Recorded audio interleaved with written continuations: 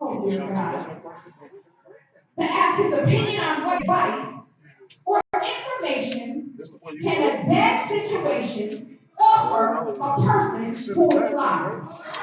I'm gonna help you. I'm gonna help you today. I'm gonna help you. I'm gonna help us. What information or advice can you get from a dead person or a dead situation? Knowing that in order for Joshua to be successful, as much as he loved Moses, he had to stop mourning and keep it moving. It doesn't mean that you didn't love the individual. It doesn't mean that you didn't appreciate the things that you experienced. It just means that now it's time to move on. Understand this. We have to stop. Listen, I need y'all to listen to this carefully because this is key right here. We have to stop going back to that which God allowed to die or dry up in our lives to seek approval, an explanation, advice, or an apology. Listen, when you finally get free of that thing that had you bound, you can't go back. You cannot go back. It is crucial to your very spiritual existence that you do not go back.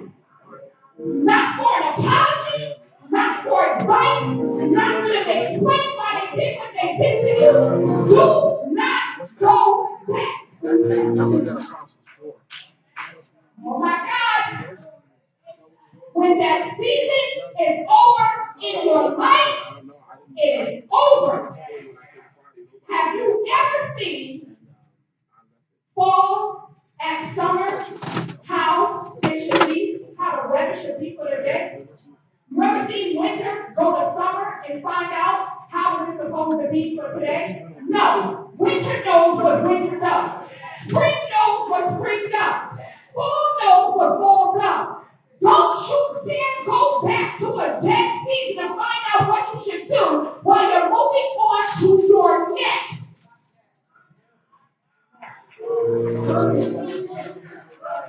Listen, don't go back. Because you know why? That advice is outdated.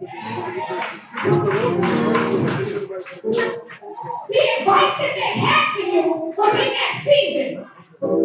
Now that you're in your new season, why would you want old information for your new season? Oh my goodness.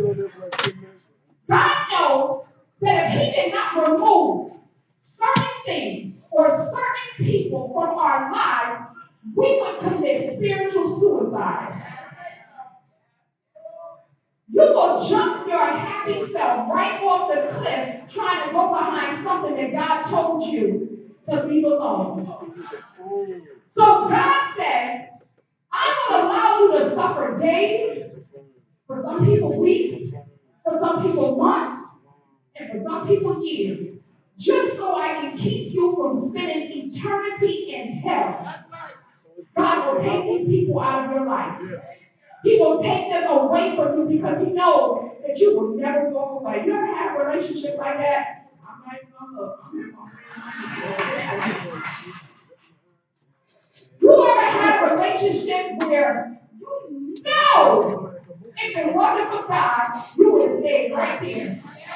Fighting, fussing, cussing, arguing, loving again, fighting, cussing, arguing, loving again. You knew it was unhealthy. You knew that person wasn't right for you. But you stayed for the sake of having somebody to love. I'm telling you, unhealthy.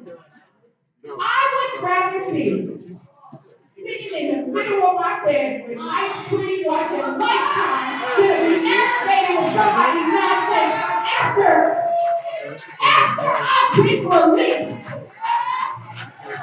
Because some relationships are straight up prison. And I'm not talking about detention centers of prison. I'm talking about 3-wire, barbed wire, fence prison relationships. What type of relationship when you driving on your way home or going to see them, your stomach start hurting because you just don't know what it's going to be like when you get there.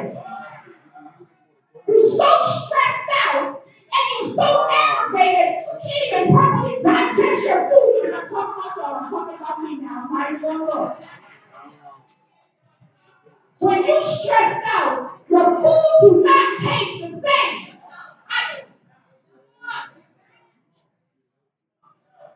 When you're stressed out, you can be in a room full of people and still be by yourself. When you're stressed out behind people, you will drive from here to Milford and not know how you got there. When you're stressed out, you will be sitting at a red light for 10 minutes and nobody don't blow a horn when you're stressed out. What you have to understand and recognize that God never intended us to live our life stressed out. We have to stay connected to God. Anytime we get involved in any situation, we have to seek Him first for real, y'all. Because there are signs with an S that will tell you, warning, warning, stay away from this individual. They're going to hurt you. They're going to do you dirty. Stay away. But you know what happens? What? We ignore the Holy Spirit and we jump right into the flesh and get all emotional. We get emotional. Now, where we used to pray and ask God to lead us and guide us, now we watching our phone, checking the ring to make sure it's up.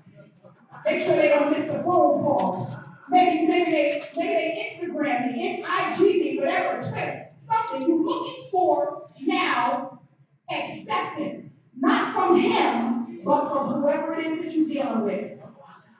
And when you get to that point, and God is steady trying to pull your coattail to get you to understand that this is not going to work, you're already emotionally involved, and now you don't want to hear nothing.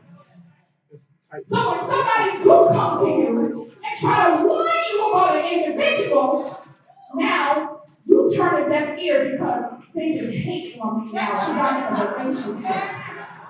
They hating on me now because I'm happy and they're still single. Let me tell you something. Be careful before you brag. Be very careful.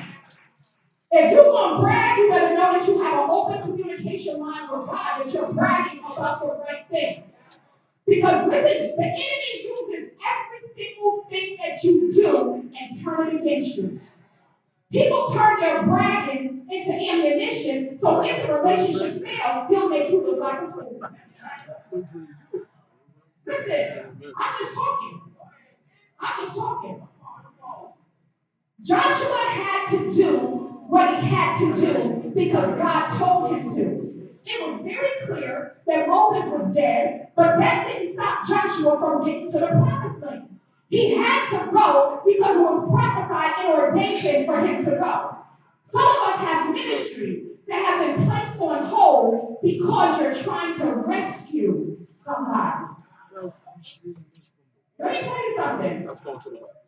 That rope could get very short. Very short. The more you talk, it seems like the less they hear. So you have to say to yourself, you know what? I'm not saying nothing else. I'm going to pray and I'm going to pray. I hear people talk about miracles and finances and miracles and health and promotions and all of that stuff, and that's all well and fine.